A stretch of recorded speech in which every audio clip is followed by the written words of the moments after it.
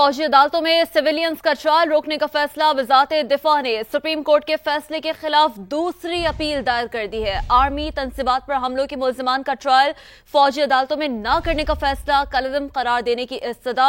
वजारत दिफा ने army act की कलअदम करार दी गई दफात भी बहाल करने की इस्तदा कर दी है। सुहेल रशीद से इस बारे में तफसीलात जानेंगे। सुहेल बताएगा क्या इस्तदा की गई है दरखास्त में।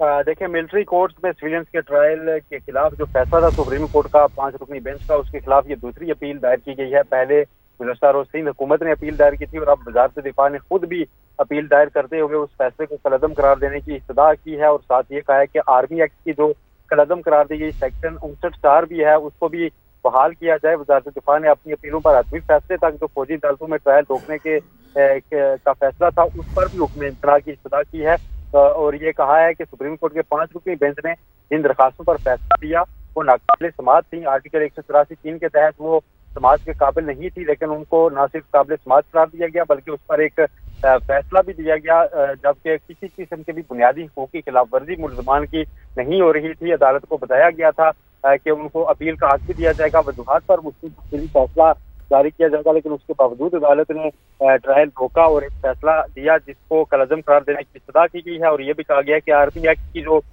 दफात कलअदम करार दी गई है उससे मुल्क को नाकाबिल तलाफी नुकसान पहुंचने का खदशा है, इसलिए फौरी तौर पर उस फैसले को मुअत्तल किया जाए और हतमी फैसले में उस फैसले को ही कलअदम करार देते हुए आर्मी एक्ट की जो दफात हैं उनको भी बहाल किया जाए। उसके साथ ही जो मुल्ज़मान है 9 मई के बिलखुसूस उनका जो ट्रायल है वो ताकि जारी रह सके और वो जल्द मुकम्मल भी हो सके, इसलिए जरूरी है कि इन दरखास्तों को जल्द समाअत के लिए मुकर्रर करके एक स्टे ऑर्डर भी पास किया जाए। ठीक है, सुहेल रशीद तफसीलन आगाह कर रहे थे, आपका शुक्रिया।